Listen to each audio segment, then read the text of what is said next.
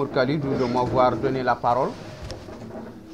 Je ne vais pas, en toute évidence, déroger à la règle. Nous vous saluons très sincèrement et nous vous remercions pour avoir accepté de vaquer à toutes vos occupations et venir nous entretenir avec nous dans le cadre de cette conférence de presse. Merci également pour votre exposé aussi brillant. Je serai obligé de me répéter, mais je vais essayer quand même de ressortir les événements dans leur ordre chronologique de ce qui est arrivé à ce jeune Ousmane Won, pour qui le système à l'époque avait placé toute la confiance de par ses compétences, de par son sérieux, de par son honnêteté pour pouvoir redresser cette entreprise qui est autre que l'ENER. Ousmane, comme il l'a dit, il fut nommé en 2015 avec une commission principale de redresser cette entreprise ENER, à l'époque qui avait un déficit de 2 milliards. Sans prendre de temps, il n'a ménagé aucun effort dans le but de redresser cette entreprise. Et évidemment, il serait amené à prendre un certain nombre de mesures, un certain nombre d'actions. La plus spectaculaire consistait à procéder à la résiliation de tous les contrats de complaisance qui profitaient, en toute évidence, à d'autres personnes tapies sous l'ombre, comme il l'a dit. Donc, cette remise en cause de certains avantages dont bénéficiaient d'autres personnes qui entraient dans le cours normal de sa gestion pour une entreprise qui se veut redresser, méritait des félicitations et des encouragements. Au contraire, cela lui a valu une mission d'inspection qui est venue spécialement inspecter sa gestion. Je dois préciser au passage que Ousmane n'a eu à diriger cette entreprise ENER que 2 années. Je dis bien 2 années. Alors que l'IGE, l'inspection générale d'État, a eu à séjourner dans cette entreprise 1 année et demie. 1 année et demie. Or, que pour ceux qui savent les méthodes ou les mécanismes de gestion pour redresser des entreprises en difficulté, il y a un certain nombre d'étapes qu'il faudra, en toute évidence, observer. Il y a ce qu'on appelle l'étape de déstabilisation qui doit précéder. On ne peut pas prétendre à redémarrer une entreprise avant une période requise pour la stabilisation dans les règles de gestion. Alors que cette période, dans la pratique, ne doit pas être inférieure à 1 année et 6 mois. Ça veut dire que même pendant cette phase de stabilisation, Ousmane n'a même pas eu le temps de se préparer.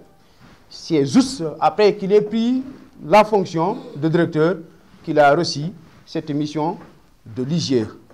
Alors, la mission de l'IGE devrait avoir comme mission de procéder à l'investigation et diligenter une enquête pour savoir est-ce qu'effectivement il y a une malversation. Malheureusement, cette mission avait un autre but. Les gens, au lieu de faire leur travail convenablement, conformément aux règles de gestion et de contrôle et aux règles d'audit, les gens s'attaquaient à sa personne, cherchaient sa personne. Durant tout leur séjour, leur attitude était émaillée par des comportements de ce genre. L'ironie du sort ou le sombre serait atteint un jour lorsque l'inspecteur général d'État lui-même débarqua au niveau de l'ENER et s'installa dans la salle des archives avant de convoquer Ousmane, qui vient entouré de son staff. Comme le veut la tradition, et pour un homme mis par l'esprit de discipline, Ousmane a tendu la main à l'inspecteur général d'État pour le saluer. Celui-ci refuse de prendre la main d'Ousmane. Alors il s'est mis à critiquer, il s'est mis à crier, il s'est mis à vociférer contre la personne d'Ousmane. Or que pour ceux qui connaissent l'audit, moi je le dis puisque je suis mieux placé pour le dire, je suis un auditeur, un expert comptable. L'auditeur n'a pas le droit de s'immixtion dans les affaires de gestion.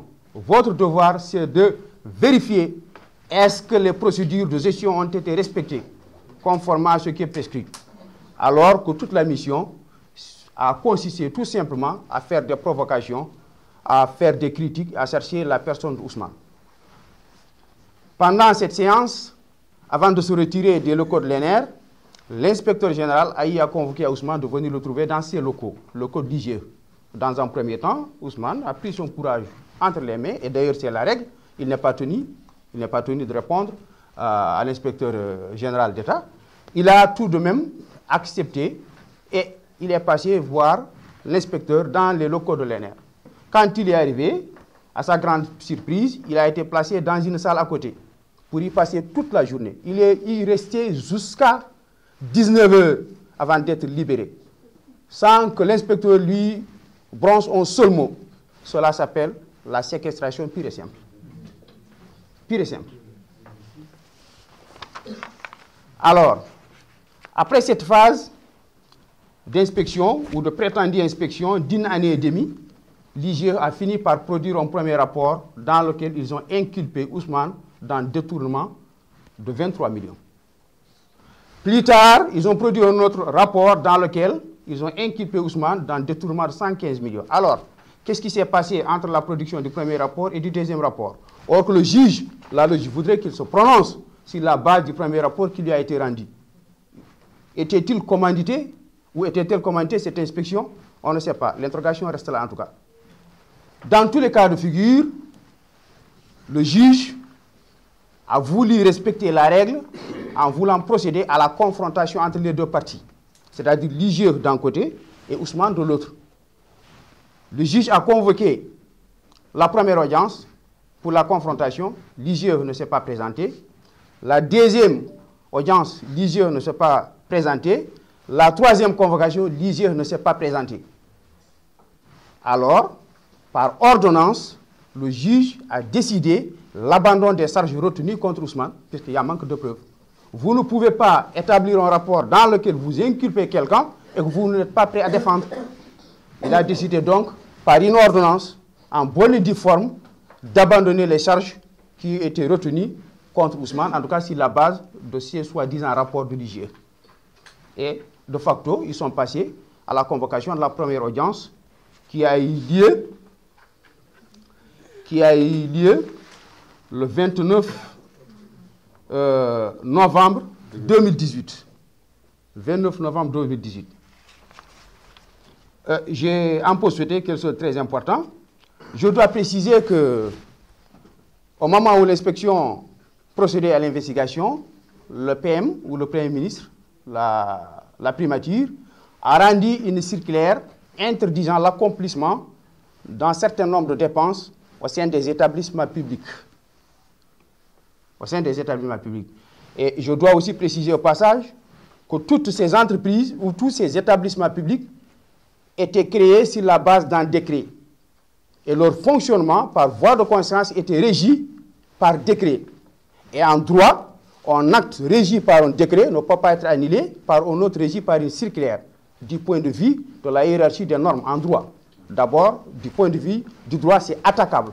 Dans tous les cas de figure, même si est supposé qu'on doit mettre en œuvre cette circulaire, elle doit prendre effet, en tout cas au niveau de l'ENER, au moment où le docteur l'ENER a reçu cette circulaire. Et Ousmane a reçu cette circulaire le 12 mai 2017.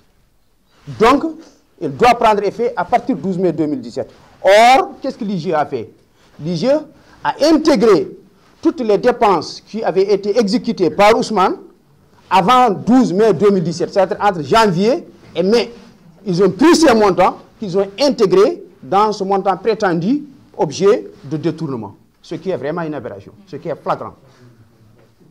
De tout point de vue, du point de vue du droit, la circulaire ne peut pas être mise en application. Du point de vue de la logique, elle doit prendre effet à partir du moment où elle est née. En tout cas, au niveau de l'ENER, c'est à partir du 12 mai. Ça, c'était au passage que je devrais préciser cela.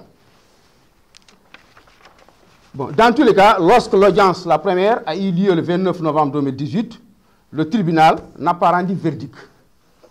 Tout simplement donnant un délai supplémentaire pour recueillir l'avis des experts pour être mieux édifiés. Pour être mieux édifiés. Qu'est-ce qui s'est passé? 29 novembre 2018, la deuxième audience a eu lieu le 29 octobre 2019, soit une année, c'est-à-dire 11 mois, jour pour jour. Tout ce temps, Ousmane est resté en détention, qu'on peut qualifier d'arbitraire. À l'issue de cette audience également, de cette session, le président du tribunal, encore une fois, ne rendit pas de verdict. Et cette fois-ci, s'est accordé un délai de 15 jours pour aussi prendre des informations complémentaires à partir de la consultation des experts. Entre-temps, le tribunal a pris le 6 novembre 2019 une ordonnance à travers laquelle il demanda à l'inspection du travail, à l'IGE, d'apporter des précisions sur un certain nombre d'éléments essentiels, mais également sur certains montants complémentaires déjà rejetés par l'instruction. Ça, c'est à partir du 6 novembre 2019, c'est-à-dire une semaine après la deuxième session. Alors, qu'est-ce qui s'est passé? L'IGE a produit un rapport, mais après le délai requis, c'est-à-dire de 15 jours. Le rapport est rendu en dehors du délai. Par voie de conséquence, il est caduc. Il ne peut pas produire effet. Et la logique voudrait, en droit, que le juge qui n'a pas pu obtenir, se voir sa requête satisfaite, c'est-à-dire des informations avec précision sur un certain nombre d'éléments essentiels, mais également sur les montants complémentaires, devrait prendre son courage en main et rendre le verdict sur la base du jugement qu'il avait effectué. C'est-à-dire sur la base du jugement du 29 octobre 2019. Mais qu'est-ce qui se passe?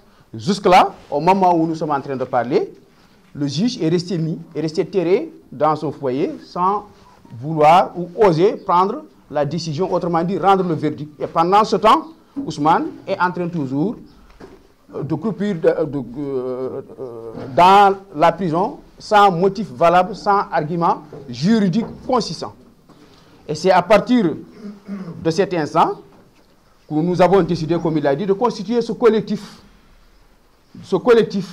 de soutien à Ousmane Won pour le défendre afin que la justice soit faite. Bon, si on revient un peu, les conclusions qui se dégagent à partir de ce processus, c'est tout simplement ce qu'on appelle le déni de justice. Le juge n'a fait que le déni de justice, c'est-à-dire être dans l'impossibilité de juger. Or, lorsqu'on vous commandite en tant que juge d'instruction pour un juger, même en absence de fait, même en absence de documents, la loi prévoit quelque chose, vous devrez tout simplement juger. Maintenant, il y a trois choses qui doivent en tout cas motiver l'attitude du juge, ou bien l'absence de preuves, ou bien les preuves qui sont apportées manquent de cohérence et de consistance, ou bien tout simplement le juge est commandité par des forces en tout cas obscures qu'on ignore. Dans ce cas, on peut tout dire sauf l'absence, sauf qu'il n'y a pas de justice. Pas un avocat, encore moins un technicien de droit. Nous agissons tout simplement sur la base de notre patriotisme et dans le cadre de notre volonté que la justice soit faite. Puisque je rappelle une fois encore, ce qui est arrivé à Ousmane peut arriver à chacun d'entre nous ici présents. Si ce n'est pas d'ailleurs été le cas pour ceux qui sont là autour de moi et ceux qui sont là dans la salle. Puisque c'est le pays qui est comme ça. Il n'y a pas de droit, il n'y a pas de justice. S'agissant de la plainte, je vais laisser la latitude à M. Simamoudou, qui est mieux placé que moi pour répondre. Mais par rapport à votre deuxième question, qui a commandité? Nous l'avons dit implicitement dans notre exposé, que lorsqu'il a procédé à la résiliation des contrats complaisants ou de complaisance, il a compromis des avantages et des intérêts qui allaient vers d'autres personnes. En deux, Ousmane, le prévenu, lors de la deuxième session, a eu à dire publiquement au juge que l'ancien Premier ministre, Yahya Ould m'avait dit « Je vais te rendre la vie difficile » et il l'a fait. Je t'écrase et il l'a fait. Et il l'a fait. Ça, c'est par rapport à la question. Et par rapport aussi à la question de M. Seck, aujourd'hui, le dossier est au niveau de la Cour criminelle. Cour criminelle spécialisée. La Cour criminelle spécialisée contre les crimes financiers. Relative à la BABJ. C'est une cour nouvellement. Nouvelle cour, c'est une nouvelle cour. C'est le premier dossier, c'est le deuxième dossier passé à cette c'est une criminelle spécialisée dans la répression des infractions. Voilà. Créée sur le financier, c'est ça. Créée tout récemment. Bon, maintenant, avant de redonner la parole à M. Simamour qui va revenir en pause sur votre première question, par rapport à la plainte, comme l'on le dit, c'est de se plaindre par rapport à une violation du droit. Alors, quelqu'un qu'on a privé de droit, sur la base d'une violation flagrante, objet même de notre rencontre aujourd'hui ici, je me demande quelle est la probabilité qu'il aura, s'il sera amené un jour à porter plainte pour réclamer pour que le droit soit appliqué, pour que justice soit faite. Je ne sais pas si je me fais comprendre. Mais c'est une question.